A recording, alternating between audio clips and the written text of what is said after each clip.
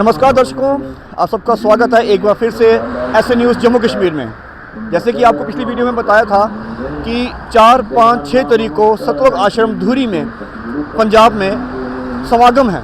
तो आज 4 तारीख है और आज से समागम शुरू हुआ है, जो कि दिव्य धर्म यज्ञ दिवस है, जो कि 6 तारीख को मनाया जाएगा। उसकी आज की अंदर की व्यवस्था किस प्रकार हो चुकी है, उस पर तो दिखाया था कि उस पर तैयारी चल रही थी। आज तैयारियां हो चुकी हैं और क्या क्या व्यवस्था हुई है उसकी जानकारी आपको बताएंगे। ये रहा, इस तरफ है अंदर की व्यवस्था बता रहे हैं आपको। इस तरफ है प्रणाम स्थल, जो कि आपको पहले भी बताया गया था। यहाँ पे संगत आती है, प्रणाम करती हैं। और इसी के सामने इस तरफ दिखाया गया था आपको, जूता घर दिखाया गया था जी। अब यहाँ पे एक और आपको बताने जा रहे हैं। यहाँ पे कुछ फ्लैक्स लगी हैं, फोटोज लगी हुई हैं, जो कि संत रामपाल जी महाराज जी की हैं।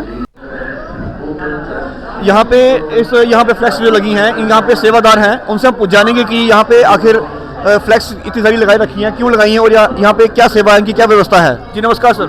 साहब जी, क्या नाम है आपका और कहाँ से आए हैं? मेरा नाम आकाशदीप सिंह, मैं दूरी से हूँ जी। यहाँ पे संत रामपाल जी की बहुत सारी फ्लैक्स लगी हुई हैं, और क्या उद्देश्य है यहाँ का, क्या सेवा है आपकी यहाँ पे? ये सतलुज आश्रम दूरे का पुस्तकालय यानी कि लाइब्रेरी है, जहाँ पर संत रामपाल जी महाराज के द्वारा लिखित सभी पुस्तकें, उनके फ्लैक्स हैं, जो उनके स्वरूप हैं, वो उनके भक्तजनों के लिए और जगत के लिए जहाँ पर रखे हुए हैं, जहाँ की उनको जैसे प्रणाम स्थल पर लगानी होती है। जैसे किसी ने भी उनका ज्ञान समझना है तो उसके आधार पर जो भी उनके द्वारा हाथ लिखित पुस्तकें, लिटरेचर है, उनको पढ़ना चाहते हैं, जैसे ज्ञान गंगा जी, निकीरा, भक्ति सुधाकर को संदेश, कबीर सागर हो गया, जैसे अब जी निकीरा, और अन्य भी बहुत पुस्तकें हैं जो अलग अलग भाषा में उपलब्ध हैं यहाँ पे। जी धन्यवाद।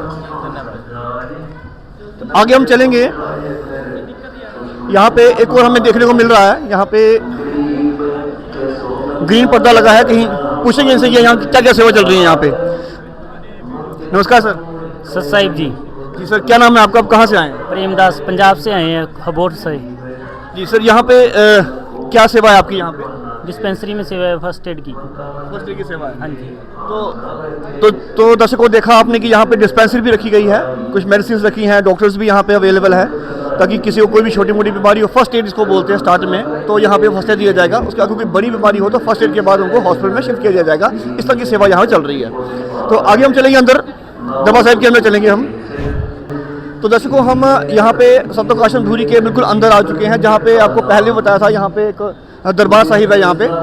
और यहाँ पे हम जानेंगे यहाँ पे कि एक भगत बैठे हैं अंदर, तो यहाँ पे कोई सेवा चल रही है, तो इन सेवाओं से पूछेंगे। यहाँ पे हमारे साथ जुड़ चुके हैं सेवादार एक। नमस्कार सर, कहाँ से हैं आप? सत साहिब जी, फाजिल का, पंजाब से जी। क्या नाम है आपका? विशाल दास। विशाल जी, ये बताएं कि यहाँ पे दरबार साहिब में अंदर भगत बैठे हैं कुछ आपके श्रद्धालु, क्या सेवा चल रही है यहाँ पे, क्या क्या होता है यहाँ पर? जो दिव्य धर्म यज्ञ दिवस के उपलक्ष्य में 3 दिवसीय ना पाठ चल रहा है। ये संत गरीबदास जी, गांव छुड़ानी, हरियाणा वाले, जिला झज्जर से, उनके द्वारा बोला गया ये जो ज्ञान है वो सूक्ष्म वेद के रूप में है। ये अमर ग्रंथ साहिब रूप में यहाँ पर उपलब्ध है। उसका 3 दिन का पाठ चल रहा है, अखंड पाठ चलता है जी ये। और ये दोनों साइड चलता है, माताओं बहनों वाली साइड भी और भगत भाइयों वाली साइड भी, दोनों साइड चलता है। ये अखंड चलता है परमात्मा की वाणी का जी। आप दिव्य धर्म यज्ञ को थोड़ा एक्सप्लेन कीजिए हमारे दर्शकों को। ये दिव्य धर्म यज्ञ दिवस होता है आज से 512 वर्ष पहले।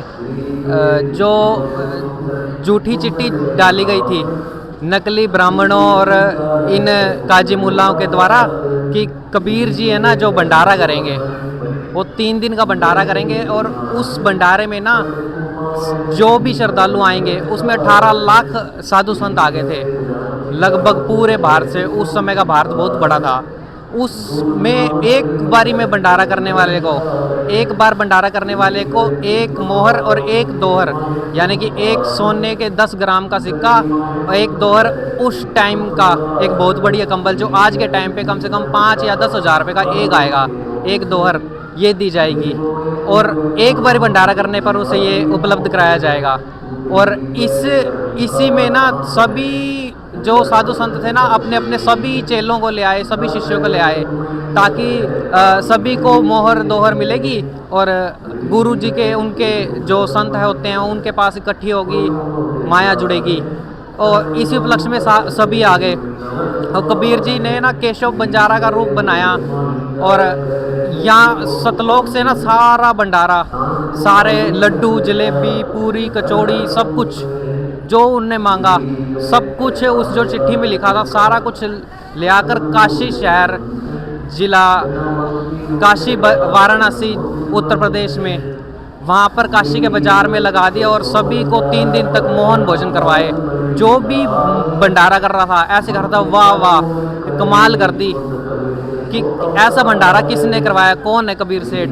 तो सिकंदर लोधी जो दिल्ली के बादशाह थे, जिनको इतिहास में हमारे द्वारा सभी के द्वारा पढ़ा भी जाता है, ये सिकंदर लोधी जी खुद आए थे उस भंडारे में। और जो उनके धार्मिक गुरु थे शेख तकी पीर जी, वो भी उस भंडारे में आए थे। शेख तकी जी ने भी भंडारा किया था और जो जितने भी 18 लाख साधु संत आए थे सभी ने भंडारा किया था। और वो भंडारा जो सतलोक से आया था और 9 लाख बैलों के ऊपर और 1 लाख सेवादार उनके साथ आए थे और एक केशव बंजारा रूप बना रखा था परमात्मा जी ने। केशव बंजारा रूप में परमात्मा जी आए थे और तीसरे दिन उन्होंने सत्संग भी किया था कबीर जी और केशव बंजारा जी ने। और ऐसा अद्भुत भंडारा, उसे आज दिव्य धर्म यज्ञ दिवस के रूप में जाना जाता है। यानी कि ऐसा दिव्य, ऐसा अद्भुत भंडारा आज तक देखा होगा किसी ने, ना किसी ने सुना होगा। ऐसा भंडारा दिया, कोई इतनी जल्दी व्यवस्था कर नहीं सकता कि चाहे सरकार हो, चाहे कोई राजा हो, चाहे कोई प्रजा हो। ऐसा भंडारा सिर्फ भगवान ही दे सकता है, कोई परमात्मा ही दे सकता है, जो कबीर जी ने दिया। आज वही भंडारा संत रामपाल जी महाराज जी के सानिध्य में हो रहा है। दिव्य धर्म यज्ञ दिवस 512वां, जो नेपाल सहित भारत के 12 सतलोक आश्रमों में चल रहा है दिव्य धर्म यज्ञ दिवस। इसमें इस भंडारे में 3 दिवसीय संत गरीबदास जी महाराज जी के अखंड पाठ अमरगंज साहिब का और विशाल भंडारा, रक्तदान शिविर, दहेज रहित विवाह, आध्यात्मिक प्रदर्शनी, दंत चिकित्सा शिविर, नेत्र जांच शिविर और भी ऐसे कई भव्य कार्यक्रम किए जाते हैं।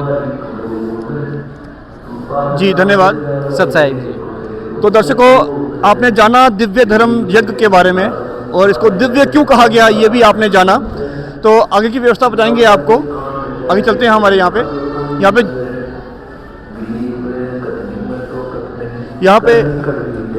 बोलो। यहाँ पे जो जल रही हैं और 1 नहीं, 2 नहीं, 10 नहीं, यहाँ पे लगभग अनुमान है कि लगभग 20-21 ज्योतें जल रही हैं। तो हम यहाँ से जानेंगे किसी से कि यहाँ पे ये जो ज्योतें जल रही हैं इतनी सारी, तो क्या ये मतलब यहाँ पे 1-2 जो जलती है, यहाँ पे 1 जलती है, यहाँ पे बहुत सारी ज्योतें हैं, तो इसका क्या उद्देश्य है? ये हवन यज्ञ है जो भगत यहाँ पे जो पाठ करवाते हैं। तो संत रामपाल जी महाराज जी के आदेश अनुसार जो हवन यज्ञ की प्रक्रिया है, ये उसकी ज्योति चल रही है। ये 1.25 किलो घी की ज्योति संत रामपाल जी महाराज जी के आदेश अनुसार वो चलती हैं, जो हर आश्रम में जब भी समागम होता है उस समय 21 ज्योतियाँ ऐसे जलाई जाती हैं। तो जो हवन यज्ञ का महत्व है, जो हवन यज्ञ से हमें पुण्य मिलते हैं, तो ये उसके तहत चल रही है जी। हम ना अक्सर समाज में देखते हैं कि जब हवन करते हैं, लकड़ियाँ जलाते हैं, उसमें स्वाहा स्वाहा करते हैं, तो आप इसको हवन बोल रहे हो, तो इसका क्या मतलब थोड़ा बहुत समझाएं। नहीं, ये संत रामपाल जी महाराज जी ने अपने सत्संगों में बताया कि वेदों में भी ये बात लिखी हुई है कि जो द्रव्यमान यज्ञ होता है जिसमें लकड़ी जलती है, सब कुछ कई तरह की सामग्री जलती है, उस यज्ञ से ज्योति यज्ञ ज़्यादा श्रेष्ठ है। तो उसी शास्त्रों के अनुसार जो संत रामपाल जी महाराज भक्ति बताते हैं, तो ये जो हवन यज्ञ है वो भी संत रामपाल जी महाराज शास्त्रों के अनुसार ही करवा रहे हैं अपने भक्तों से। तो इस तरह से संत रामपाल जी महाराज सिर्फ ज्योति यज्ञ के माध्यम से ही भक्तों के पुण्य बनवाते हैं। तो द्रव्यमान लकड़ी वाले यज्ञ से ये यज्ञ कई जगह कई गुना ज़्यादा लाभदायक है। जी धन्यवाद साहब। अपना नाम बताएं और कहाँ से आए आप? मेरा नाम है सनी दास, मैं धूरी से ही हूँ, या लोकल धूरी से ही हूँ जी। धन्यवाद। तो दर्शकों, देखा आपने ज्योति और जिसके हवन कहा जाता है, इसके भी आपने महिमा सुनी और इनके अनुयायियों ने हमें बताया। यहाँ पे देसी घी का हलवा भी हमने देखा कि लोग कुछ खा रहे थे और कुछ यहाँ पे बांट रहे हैं, तो कहीं ना कहीं हम बताएंगे आपको। नमस्कार सर। सत साहब जी। जी क्या नाम है आपका, आप कहाँ से आए हैं? मैं फिरोजपुर जिला, मेरा जसवंत सिंह नाम है। यहाँ पे हमने कुछ भक्तों को देखा हलवा खाते हुए, और आपने यहाँ पे क्या रखा हुआ है? ये हलवा प्रसाद है जी। हलवा प्रसाद है। तो ये देसी घी का प्रसाद है। ये शाम तक वरतदा है, सुबह तो लेके कोई बंदा आ जाए मैं दे ही जाना उन्होंने। जगत वाला आ जाए, भौं दी भगत आ जाए, मैं प्रसाद वरताई जाना जी। तो ये सुबह से शाम तक चलता रहेगा? हाँ, शाम तक चलता है, सुबह तो लेके शाम तक चलता है, देसी घी का। जी धन्यवाद। धन्यवाद। देसी घी का हलवा प्रसाद जो सुबह से शाम तक चलता रहेगा। ऐसा लगता है कि संत रामपाल जी महाराज ने तो खुले हाथों से भंडारा प्रसाद सब दे रखा हुआ है। हम आश्रम के और आगे आ चुके हैं, अंदर और ज़्यादा आ चुके हैं, और यहाँ पे कुछ माइयाँ बैठी हैं, माताएं बहनें बैठी हैं यहाँ पे सेवा करती हुई। तो जानेंगे इनसे क्या सेवा चल रही है यहाँ पे आश्रम के अंदर। तो आइए इनसे जानते हैं कि आखिर यहाँ पे क्या सेवा चल रही है माता बहनों के माध्यम से। जी नमस्कार जी। सत साहिब जी। जी आपका क्या नाम है, आप कहाँ से आए हैं? अर्चना दासी, फिरोजपुर से। जी यहाँ पे माता बहन सब इकट्ठे होकर बैठी हैं, तो यहाँ पे क्या चल रही सेवा? जी यहाँ लहसुन छिलने, लहसुन आम छिलने की सेवा चल रही है। जब शाम को भंडारा बनेगा, सब्जी राम बनेगी, उसके लिए लहसुन छिले जा रहे हैं। और ये दिन रात चलेगा या सिर्फ दिन को चलेगा, रात को? हाँ जी, ये 24 घंटे चलता है, दिन और रात। हाँ जी। तो ये दिन रात चलने वाला भंडारा जिसे 24 घंटे देसी घी का भंडारा कहा जाता है। तो आगे और भी बैठी हैं, उनसे भी पूछेंगे हम। हमारे साथ और भी एक बहन जुड़ गई हैं, उनसे पूछेंगे हम। जी नमस्कार मैम। जी जी आपका नाम क्या और कहाँ से आए आप? ज्योति दासी, पंजाब से। तो यहाँ पे क्या सेवा चल रही है आपकी? हमारी यह भगत जी भंडार घर में चल रही है, सलाद की सेवा चल रही है, फुल्का राम की सेवा चल रही है, सब्जी काटने की सब चीज़ की सेवा चल रही है भगत जी। तो ये भंडारा सिर्फ दिन को है या दिन रात भी है? नहीं भगत जी, दिन रात में है। सब भगत आते हैं, बहुत दूर दूर से आते हैं, और खुला भंडारा चलता है भगत जी।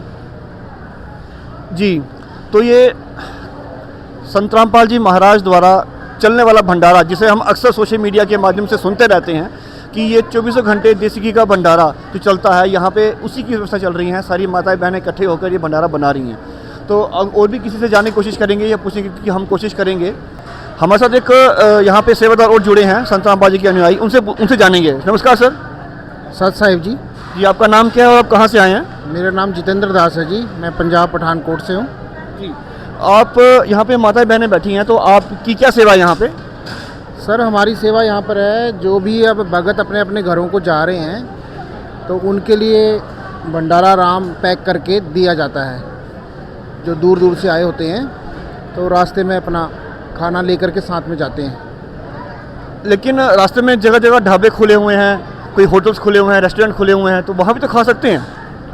हाँ सही कह रहे हो सर आप, लेकिन हमारे जो परमात्मा के भक्त हैं संत रामपाल जी महाराज के, ये या तो घर से खा के आते हैं या फिर आश्रम से ही खा करके और यहीं से ले जाते हैं। ऐसी ये परमात्मा की व्यवस्था है जी। तो आप हमें सबसे महत्वपूर्ण बात ये बताएं कि आप जो सेवा कर रहे हो, इसका कोई आपको कोई चार्ज, कोई आपको सैलरी मिलती है या कुछ? नहीं जी, कोई सैलरी नहीं मिलती, सब अपनी श्रद्धा भाव से करते हैं और इसका बहुत बड़ा पुण्य सभी भक्तों को मिलता है। अनेकों प्रकार के रोग दूर होते हैं और परमात्मा के यहाँ सेवा करने से बहुत सारे शारीरिक लाभ होते हैं, धन लाभ होता है और हमारे को आगे के लिए पुण्य मिलते हैं। तो इन्होंने सेवा का महत्व बताया, जिससे इनको शारीरिक लाभ, आर्थिक लाभ, मानसिक लाभ और भक्ति बताई इन्होंने कि हमें यहाँ पे पुण्य की प्राप्ति होती है, हमें सुख मिलते हैं। तो आगे और जानेंगे किसी से। हमारे साथ एक और सेवादार जुड़ गए हैं, हम इनसे जानेंगे कि यहाँ पे कि किस किस प्रकार की व्यवस्थाएं यहाँ पे होती हैं यहाँ पे। जी नमस्कार मैम। सत साहिब जी क्या नाम है आपका, आप कहाँ से हैं? जशनप्रीत दासी, सुनाम जिला संगरूर से। तो हमें यहाँ की व्यवस्था के बारे में बताएं कि यहाँ पे सब बैठे हुए हैं, सब सेवा कर रहे हैं, तो आप बताएं कि आप क्या क्या सेवा करते हैं और यहाँ पे दिन रात की सेवा जो जैसे सब बता रहे हैं, तो क्या चलती सेवा यहाँ पे? यहाँ पे भंडार घर में सब पूरियाँ भी बनती हैं, रोटी भी बनती है और अब लहसुन छीलने की सेवा चल रही है। तो यहाँ पे 24 घंटे सेवा चलती है और भंडारा भी चलता है ताकि जो बाहर से आते हैं वो भूखे ना जाएं। आप क्या कहना चाहेंगे? मेरा नाम सुनीता दासी है, मैं लुधियाना से हूँ। यहाँ पे पूरी व्यवस्था होती है, भंडार घर में हर एक चीज़ तैयार की जाती है। हमारे गुरुजी का आदेश है कि जो भी कोई यहाँ पे आए भूखा ना जाए। और जैसे ये भंडार घर है, यहाँ पे हर तरह की सेवा चलती है, सब कुछ सब्जियाँ राम सब तरह की सब्जी, हर तरह की सब्जी बनती है, 4-5 प्रकार की सब्जियाँ बनती हैं, सैलड होता है, सब कुछ होता है भगवान की दया से। और जितने भी कोई चाहे भगत, जैसे हमारे गुरुजी के शिष्य ही नहीं, जैसे जितना भी जगत है सबको हमारे गुरुजी आमंत्रण करते हैं कि सभी आएँ, सब भंडारा करके जाएँ। जैसे कि हमें यह पता है कि 3 दिन का समागम है, क्या सिर्फ 3 दिन ही भंडारा मिलेगा, उसके बाद कुछ और? नहीं, उसके बाद भी भंडारा तो 24 घंटे यहाँ पे आश्रम खुला होता है, जब भी जो कोई आए भंडारा करके जा सकता है। तो इन्होंने बताया कि सिर्फ 3 दिन के समागम में ही नहीं, 24 घंटे 365 दिन यहाँ पे भंडारा चलता है। कोई भी यहाँ आए खा सकता है। देसी घी का भंडारा यहाँ बनता है, उसकी व्यवस्थाएं यहाँ पे सब माताएं बहनें मिलकर और कुछ भक्त भाई भी यहाँ मिलकर इसको बनाते हैं। आगे की व्यवस्था दिखाएंगे आपको। अभी हम रसोई घर में पहुँचे हैं जहाँ पे भंडारा पकाया जाता है, तो जानते हैं कि क्या क्या बन रहा है। और पहले वहाँ तो थे कि मैया बहनें तैयारी करी थी, अब यहाँ क्या क्या बन रहा है उसके बारे में पूरी जानकारी लेंगे इनसे हम। तो रसोई घर में पहुँचे हैं तो यहाँ देखने की कुछ पक रहा है, तो इनसे जानेंगे कि क्या क्या बना है यहाँ पे। नमस्कार सर। साहब जी। जी सर, आपका नाम क्या, आप कहाँ से आए हैं? सर मेरा नाम कमल दास है, मैं पठानकोट पंजाब से आया हूँ जी। जी, तो यहाँ पे रसोई घर में क्या क्या बनता है और किस प्रकार का खाना बनता है? यहाँ पे डालडा घी का इस्तेमाल किया जाता है, सरसों के तेल का इस्तेमाल किया जाता है, या कुछ बोलते हैं देसी घी का बनता है? तो पूरी व्यवस्था बताएं, क्या क्या बन रहा है और कैसे बनता है? जहाँ तो गुरुजी की दया से देसी घी से शुद्ध भंडारा जो चलता है, और जो भी आदेश आता है उसी आदेश के हिसाब से सभी आश्रमों में एक जैसा ही खाना बनता है। जैसे अब ये जो हम देसी घी में खाना बना रहे हैं, ये कोफ्ता राम की सब्ज़ी जो है वो रात को भक्तों के लिए बनाई जा रही है।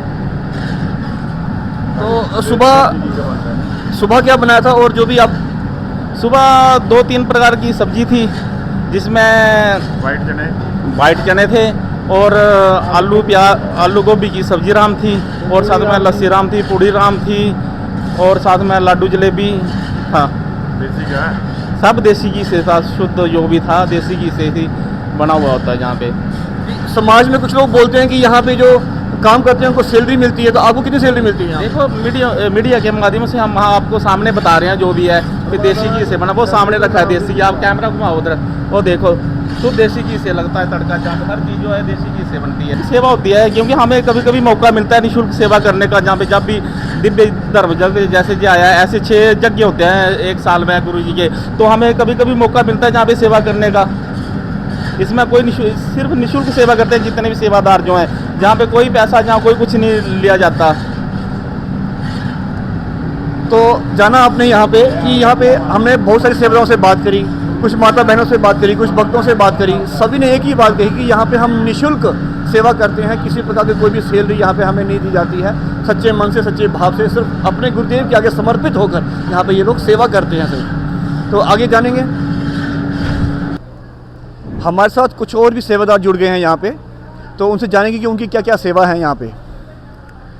जी नमस्कार सर। नमस्कार जी। आपका क्या नाम है, आप कहाँ से हैं? मेरा नाम विजयपाल दास है, मैं हनुमानगढ़ राजस्थान से हूँ। राजस्थान से? तो यहाँ पंजाब में सतलोक आश्रम धुरीज है, यहाँ पे आप कैसे?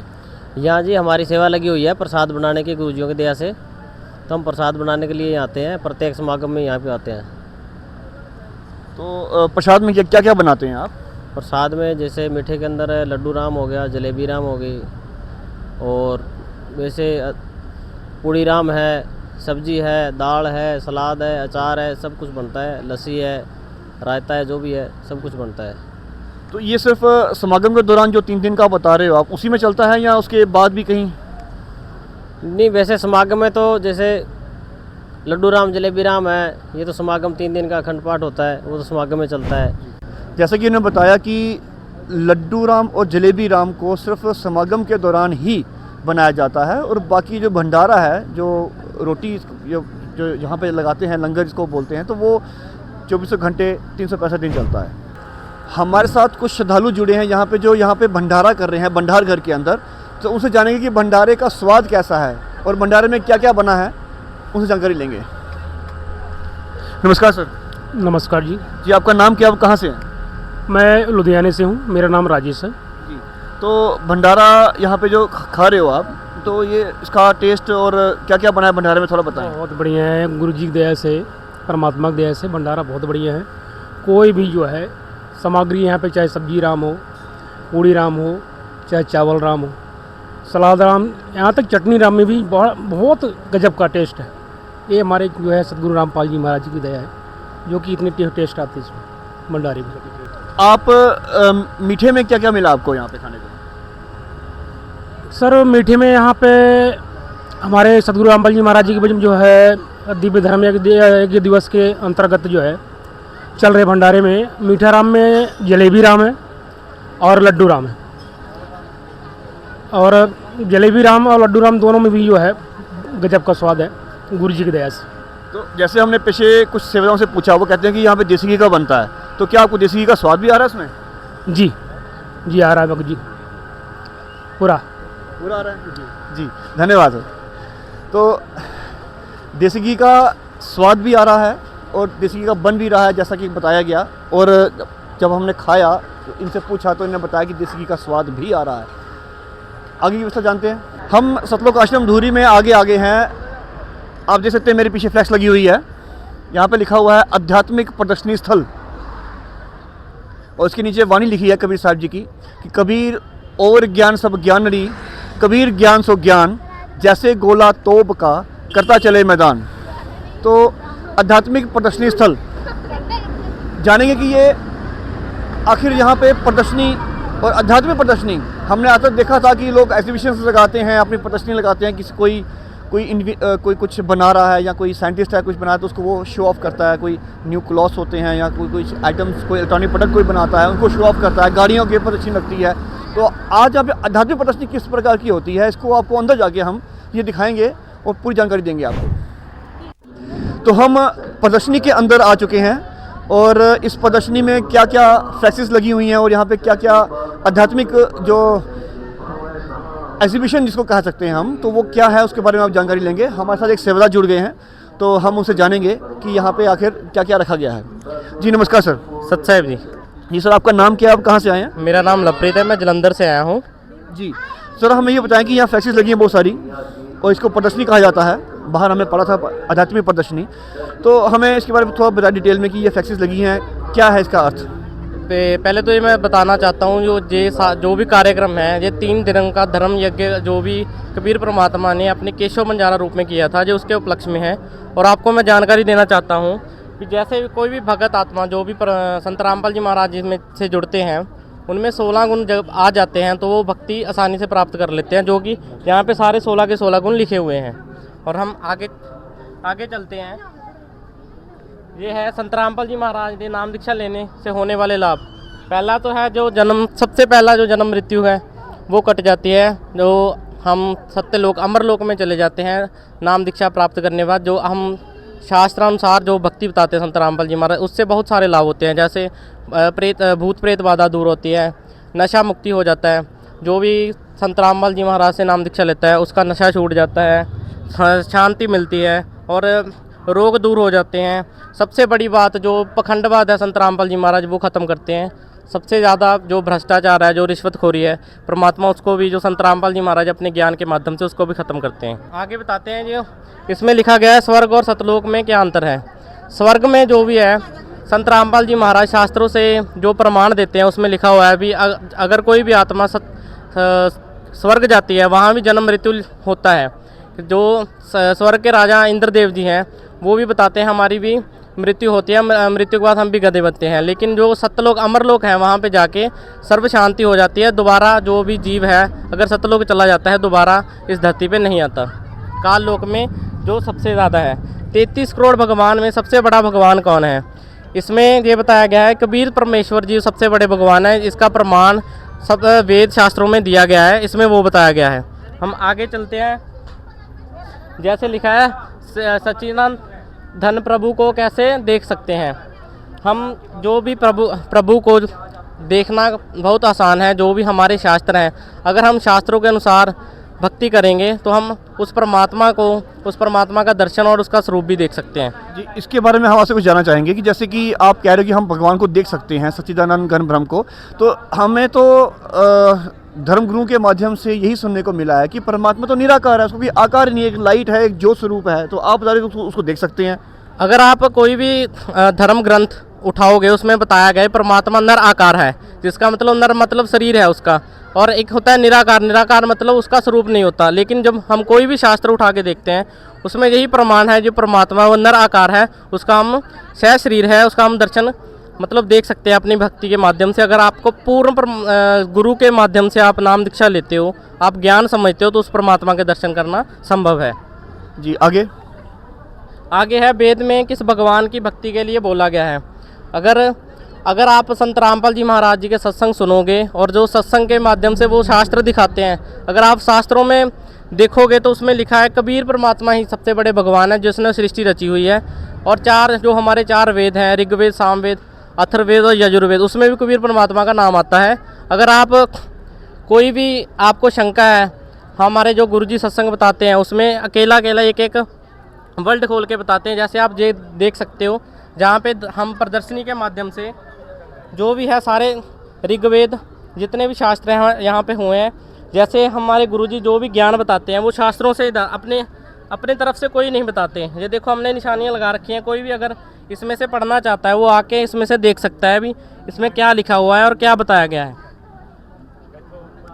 तो सभी शास्त्र प्रमाणित है यहाँ पे, जहाँ पे जो भी ज्ञान है सबसे शास्त्र प्रमाणित है। जी, ये इस फ्लैक्स का क्या वो है मीनिंग सर? ये जो आज का धर्म यज्ञ है ये उसके बारे में बताया गया है। जब जो कबीर परमात्मा थे वो अपने दूसरे रूप में केशव बंजारा जी के रूप में आए थे, क्या हुआ था उस टाइम पे जो झूठे धर्मगुरु थे उन्होंने कबीर परमात्मा से ईर्ष्या करने के माध्यम से झूठी चिट्ठी डाल दी थी भी जो कबीर है वो 3 दिन का भंडारा करेगा। और कबीर परमात्मा ने अपना दूसरा रूप बनाया था और सत्यलोक अमरलोक में गए थे। वहाँ से 18 लाख बैलों पे जो भी खाद्य सामग्री है, खाने की सामग्री, वो वहाँ से लेके इस पृथ्वी लोक पे आए थे। ये उसके बारे में बताया गया है यहाँ पे। जैसे हम आगे देखते हैं, जो कबीर परमात्मा है और जो उनका दूसरा रूप था केशव बंजारा जी, जो आपस में वार्तालाप करते हुए और ये इन्होंने सारा जो वहाँ पे हिंदू मुस्लिम जो भी सारे थे जो भंडारा कर रहे थे और जो भी भंडारा करने के लिए आए थे, जहाँ पे वार्तालाप के द्वारा इन्होंने पूरा सत्संग समझाया था। अपने ही दोनों रूपों में एक प्रश्न करता था और केशव बंजारा जी प्रश्न करते थे, कबीर परमात्मा जी उत्तर देते थे। दोनों रूप एक ही थे। इसमें आप देख सकते हो ये सिकंदर लोधी जी हैं, जब कबीर परमात्मा और केशव बंजारा जी एक हो गए थे तो उन्होंने, आप यहाँ पे देख सकते हैं, उन्होंने कबीर परमात्मा को दंडवत प्रणाम किया था और उन्होंने वहीं पे बोला था भी आप ही अल्लाह अकबर हो, आपकी ही ये सारी लीला आपकी ही थी। जब उन्होंने क्या किया था, फिर कबीर परमात्मा को हाथी पे बिठा के जहाँ पे जो 18 लाख जो थे व्यक्ति वो भंडारा कर रहे थे वहाँ पे लेके गए और वहाँ पे जय जयकार हो रही थी, कबीर परमात्मा की जय बोल रहे थे भी ये कौन सा सेठ है जिसने 3 दिन का भंडारा किया है और इतना अमर भंडारा की क्या बात। हर एक को दोहर अशरफी जो भी कंबल, उस टाइम पे जो कंबल होते थे उसको दोहर बहुत महंगे होते थे, लेकिन जो भी व्यक्ति जितनी बार भी भोजन करता था उनको उतनी बार दिया जाता था।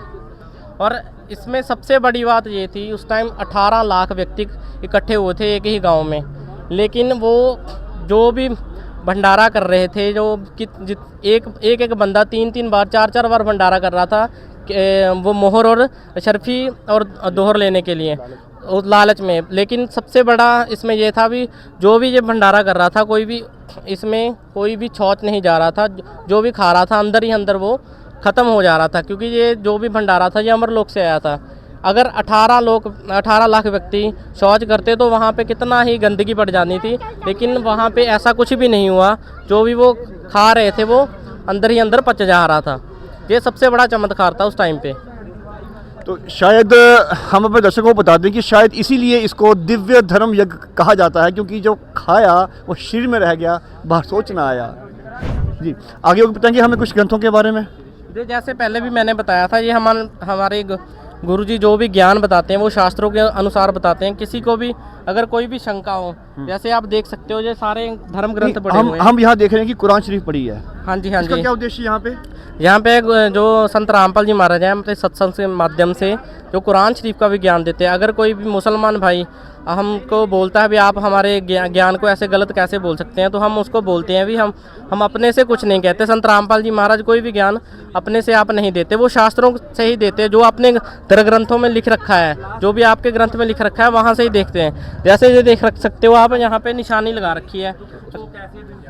जैसे ये आप देख सकते हो यहाँ पे निशानी लगा रखी है। अगर आप कोई भी यहाँ पे पढ़ना चाहते हो भी क्या इसमें क्या ज्ञान लिखा हुआ है, तो हमारा यहाँ गुरुजी अपने सत्संग के माध्यम से जहाँ निशान लगा रखे हैं, जैसे ये लगा रखा है, सारी जगह पे ऐसे निशानियाँ लगा रखी हैं। आप जहाँ पे आके उस ज्ञान को समझ सकते हो और पढ़ सकते हो। इसीलिए हमारा उद्देश्य है धर्म ग्रंथ लगाने का। भी कोई भी अगर किसी भी धर्म का व्यक्ति आता है वो अपने से अपने धर्म ग्रंथ आप पढ़ सकें। इसलिए हमने ये सारे धर्म ग्रंथ यहाँ पे रख रखे हैं। जैसे आप देख सकते हो जो केली के निशानी लगा रखी है। आप देख सकते हो भी ये जो कुरान शरीफ है इसमें भी कबीर जी का नाम आ रहा है। तो इसी आधार पे वो ज्ञान बताते हैं और बोलते हैं भी जो भी ज्ञान संत रामपाल जी महाराज देते हैं वो उआबाई नहीं बकते, वो जो भी शास्त्रों से लिख रखा है उसके बारे में ही बताते हैं। जी, यहाँ पे हमने हिंदू धर्म के शास्त्र को देखे, साथ साथ में यहाँ पे कुरान शरीफ भी है और यहाँ पे हम कुछ नाना साहब जी की भी एक बुक देख रहे हैं आप, जन्म साखी। थोड़ा इसके बारे में बताएंगे? ये गुरु नानक देव महाराज जी की जन्म साखी है। जो भी एक तो उन्होंने जो बाणी बोली थी जो श्री गुरु ग्रंथ साहिब जी में दर्ज है, लेकिन उससे अलावा जैसे आप देख सकते हो ये हिंदी साहित्य है। अगर आपको मैं दिखाऊं यहाँ पे पंजाबी साहित्य भी पढ़ी हुई है। अगर आप कोई भी व्यक्ति इसमें से पढ़ना चाहता है वो पढ़ सकता है आसानी से। और जो व्यक्ति पंजाबी नहीं पढ़ सकते उसी के लिए हिंदी में अनुवादित है, जिसमें भी आप देख सकते हो ये हमारे निशानियाँ लगा रखी हैं। जैसे भी आप इसको खोलोगे इसमें जो लिखा हुआ आप आसानी से पढ़ सको। ऐसे ये देखो, ये सारा जो प्रमाण है, प्रमाण में से इसको वो किया हुआ है। हम यहाँ देख रहे हैं यहाँ पे भक्त प्रहलाद जी का यहाँ पे नाम आ रहा है। तो ये प्रहलाद का क्या संबंध है? जो भी उनका ज्ञान था, जहाँ उनकी वाणियाँ थी आपस में, उसके बारे में सारा ये प्रमाण आता है। आप यहाँ पे देख के पढ़ सकते हो। जी, तो ये तो आपने हमारी आंखें खोल दी। हमें भी पता लगा कि यहाँ पे ग्रंथ यहाँ पे क्यों रखे गए हैं। इसलिए यहाँ पे हिंदू, मुस्लिम, सिख, ईसाई सभी धर्मों के यहाँ पे ग्रंथ रखे गए हैं। तो सभी इनका कहना है कि जो कुछ भी संत रामपाल जी महाराज अपने सत्संग में बताते हैं या अपने ज्ञान जो पूरे समाज में फैला रहे हैं, वो ज्ञान जो है सारा का सारा शास्त्र प्रमाणित है। इसी आधार पर इतने ज़ोर शोर से और इतने फुल कॉन्फिडेंस के साथ इन्होंने यहाँ पे ग्रंथ रखे हैं, उसको निशान लगा के रखे हैं ताकि कोई ये ना कहे कि संत रामपाल जी महाराज अपने मर्जी से कुछ भी कह दे। क्या ये सच है? जी जी, बिल्कुल सच है। आप देख सकते हो भी पूरे ग्रंथ रख रखे हैं। कोई भी धर्म का व्यक्ति अगर कोई संत रामपाल जी महाराज का सत्संग सुनता है, उसको कोई भी शंका है, वो अपने धर्म ग्रंथ खोले, उससे मिलाए। अगर कोई भी संत रामपाल जी महाराज गलत बता रहे हैं तो हम उनको चैलेंज करें उस बात पे भी आपने जो ज्ञान दे रहे हैं वो गलत दे रहे हैं। लेकिन ऐसा कुछ नहीं है, जो भी वो ज्ञान दे रहे हैं शास्त्रों के अनुसार दे रहे हैं और शास्त्रों के बीच में से ही दिखा रहे हैं। वो कोई अपने से नहीं तो बोल नहीं रहे। इसलिए जो ये ज्ञान है, ये ज्ञान सच्चा है। हमारा भगवान सच्चा है, कबीर परमात्मा सच्चा है और ये पूरी सृष्टि के जो रचनहार है वो कबीर परमात्मा ही हैं, जो कि हमको संत रामपाल जी महाराज अपने सत्संग के माध्यम से बताते हैं। जी धन्यवाद। सत साहिब जी, सत साहिब। तो दर्शकों, देखा आपने कैसा अद्भुत ज्ञान। पहली बार हमने भी इसको कवर किया है सतलोक आश्रम धुरी में। आध्यात्मिक प्रदर्शनी, वो एग्जीबिशन जहाँ पे लोग कुछ अपनी गाड़ियाँ लगाते हैं, कोई अपने बाइक को की एग्जीबिशन लगा रहा है, कोई अपनी मोटर्स को एग्जीबिशन में हमने न्यू इन्वेंशन किया वहाँ लगा रहा है। और संत रामपाल जी महाराज के आश्रम में यहाँ पे ग्रंथों की एग्जीबिशन, यानी कि आपको ये बताया जाता है कि ये ग्रंथ है, इसमें ये लिखा है और आप खुद स्वयं इस ग्रंथ को जानो, इस ज्ञान को जानो और आप खुद ज्ञानी बन जाओ। जैसे कि इसी प्रदर्शनी के अंदर हम आगे आ चुके हैं। आप मेरे पीछे फ्लैश देख सकते हो, यहाँ पे लिखा हुआ है कि कलयुग में सतयुग का आगाज़। तो हम जानेंगे यहाँ पे कि कलयुग में सतयुग का आगाज़ कैसे हुआ। और ये यहाँ पे सामने नीचे लिखा हुआ है अन्नपूर्णा मुहिम, इसके बारे में जानकारी लेंगे पूरी। हमारे यहाँ सेवादार जुड़ चुके हैं, उनसे पूछेंगे कि आखिर ये इसका क्या अर्थ है कि कलयुग में सतयुग कैसे आया। आइए। नमस्कार सर। सत साहिब जी। जी सर, आपका क्या नाम है, आप कहाँ से हैं? मेरा नाम गुरदीप दास है और मैं यहीं दूरी से हूँ। जी सर, यहाँ पे हमने पढ़ा कि कलयुग में सतयुग का आगाज़ और नीचे लिखा हुआ है अन्नपूर्णा मुहिम, तो इसके बारे में थोड़ी विस्तार से बताएं। संत रामपाल जी महाराज जी ने अन्नपूर्णा मुहिम शुरू की है, जिसके तहत गरीब व असहाय परिवारों को राशन के साथ साथ जो उनकी बेसिक जो भी ज़रूरत होती है वो संत रामपाल जी महाराज जी उसकी अन्नपूर्णा मुहिम के तहत परिवारों को इज्जत की एक ज़िंदगी दे रहे हैं। जैसे कि अन्नपूर्णा मुहिम का स्लोगन है, रोटी कपड़ा चिकित्सा शिक्षा और मकान, हर गरीब को दे रहा है कबीर भगवान। तो सतयुग में कलयुग में सतयुग का जो आगाज़ होगा वो संत रामपाल जी महाराज जी जैसे बताते हैं भी कलयुग कैसे आया। जैसे जैसे जीव आत्माओं ने संसार के अंदर पाप की जो वृद्धि होती जाती है, तो उसी से जो कलयुग का जो मतलब कलयुग में पाप बढ़ते हैं तो उससे दुख बढ़ने शुरू हो जाते हैं। अब जो है वो संत रामपाल जी महाराज जी ने जो अन्नपूर्णा मुहिम शुरू की है उसके तहत जो गरीब व असहाय परिवारों को सहायता मिल रही है, तो जो पुण्य की वृद्धि होगी और जैसे जैसे पुण्य की वृद्धि होगी तो संत रामपाल जी महाराज जी ने अपने आध्यात्मिक ज्ञान से, एक तो ये सामाजिक कल्याण है, दूसरा है आध्यात्मिक ज्ञान। संत रामपाल जी महाराज जी ने जो उनका आध्यात्मिक ज्ञान है उसके जरिए जो 5 यज्ञ हैं, उन 5 यज्ञों से जो है इस यहाँ की प्रकृति को चेंज करना शुरू किया है। धीरे धीरे करके आप देखते जाओगे भी जो कलयुग में जो है वो सतयुग बड़ी जल्दी आने वाला है, क्योंकि अब धीरे धीरे करके जो है पुण्य जो है वो इस संसार के बढ़ने शुरू हो जाएंगे। जैसे कि आपने 5 यज्ञ बताए और संसार बदल रहा है, और ये पीछे आपके कुछ यहाँ पे कुछ लगा रखे हैं आपने एग्जीबिशन में, कुछ थोड़ा इसके बारे में बताएं। ये जो संत रामपाल जी महाराज जी अन्नपूर्णा मुहिम के तहत गरीब व असहाय परिवारों को रोटी कपड़ा चिकित्सा शिक्षा और मकान दे रहे हैं, ये एक उसका मॉडल है जो संत रामपाल जी महाराज जी परिवारों को घर देते हैं। ये उसका एक डेमो दिखाया गया है ताकि यहाँ पर जो आने वाले लोग हैं उनको भी पता चल सके और वो भी ऐसे कार्य समाज में करें और उनका भी हृदय परिवर्तन हो और वो भी एक दूसरे की सहायता शुरू करें। तो संत रामपाल जी महाराज जी ने ये जो आप देख रहे हो एक मकान बनवाया है, ये उसका एक डेमो है। जो भी गरीब परिवारों के संत रामपाल जी महाराज जी मकान बनवाते हैं उसके अंदर जो आप देखोगे 2 रूम होते हैं, 2 बेडरूम होते हैं, एक जो है किचन होता है, एक बाथरूम और एक टॉयलेट, और साथ साथ में जो भी उस घर का पानी का अरेंजमेंट और जो बिजली का अरेंजमेंट है वो भी सारे का सारा संत रामपाल जी महाराज जी की तरफ से करके दिया जाता है। इसके साथ साथ जो भी मतलब पूरी व्यवस्था होती है घर की, जैसे उस परिवार को बेड चाहिए, कोई चेयर चाहिए, किचन का सामान चाहिए, वो भी आप संत रामपाल जी महाराज जी का यूट्यूब चैनल है अन्नपूर्णा मुहिम, उस चैनल के ऊपर देख सकते हो भी संत रामपाल जी महाराज जी उन गरीब व असहाय परिवारों को हर ज़रूरत का सामान देते हैं।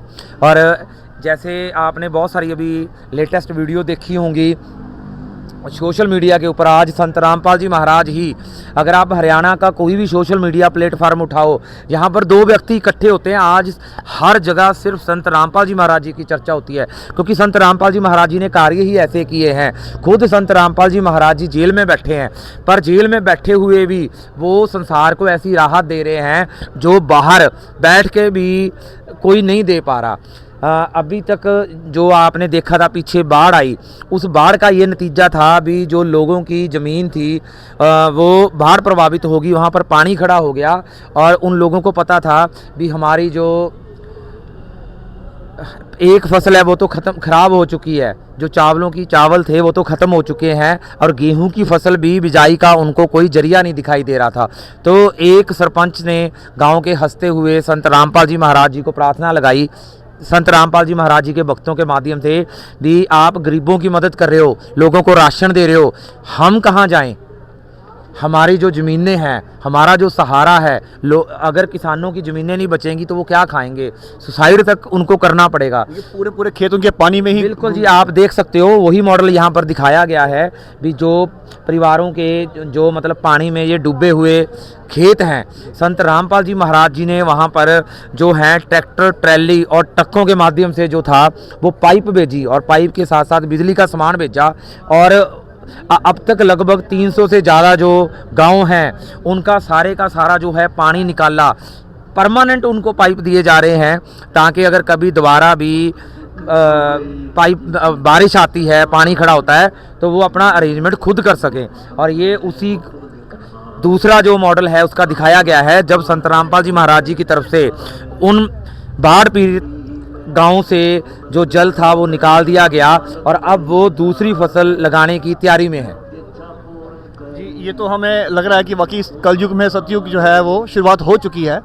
तो आप ये भी देखना, संत रामपाल जी महाराज जी ने अपने मुख से जो भी शब्द बोले हैं वो पत्थर के ऊपर लकीर होती है, कुछ भी खत्म हो सकता है, पर संत रामपाल जी महाराज जी के जो बोले वचन हैं वो ऐसे ही होते हैं।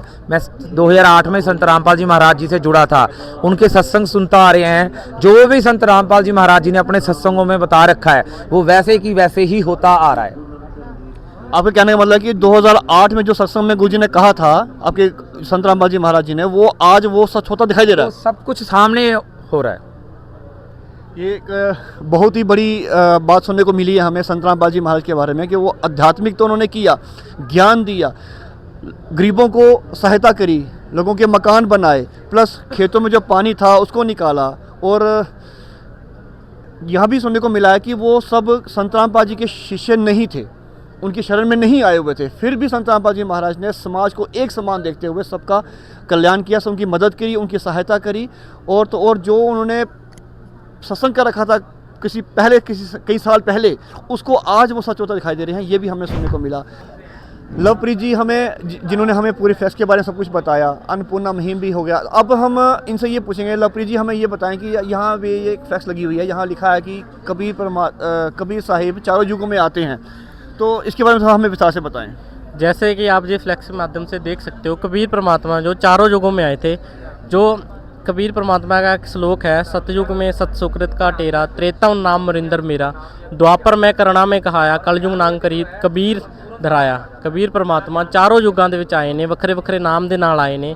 ਉਹਨਾਂ ਦਾ ਇੱਕ ਇਹ ਵੀ ਸ਼ਲੋਕ ਹੈ, वेद मेरा वेद है, मैं ना वेदों के माही, जौन वेद से मैं मिलूँ वो वेद जानते नहीं। कबीर परमात्मा जी बताते हैं जो वेदों में नाम है वो मेरा ही है, लेकिन वो जो सही भक्ति विधि है उसको कैसे उस पर नाम को जाप करना है वो नहीं इसमें बताया गया। वो अब इस कलयुग में संत रामपाल जी महाराज अपने सत्संग के माध्यम से बता रहे हैं भी कैसे भक्ति करनी चाहिए। वो जो नाम लिखे हुए हैं वेदों में वो कबीर परमात्मा के ही नाम है, और वो ज्ञान क्या है, कैसे उसका लाभ होगा, वो कैसे आप नाम उपदेश लेकर उसका नाम जाप करोगे, कौन कौन से नाम जाप करने हैं, कैसे आपकी मुक्ति हो सकती है, कैसे आपको सुख मिल सकते हैं, वो संत रामपाल जी महाराज अपने सत्संग के माध्यम में बताते हैं। अगर आप भी इस जानकारी को समझना और पढ़ना चाहते हो तो संत रामपाल जी महाराज जी के सत्संग सुन सकते हैं, और उनसे माध्यम से लिखी गई जो भी पुस्तक हैं वो आप मंगवा सकते हो ऑर्डर से, और उसको भी पढ़ सकते हो और ये आप ज्ञान प्राप्त कर सकते हो। जी धन्यवाद सत साहिब जी।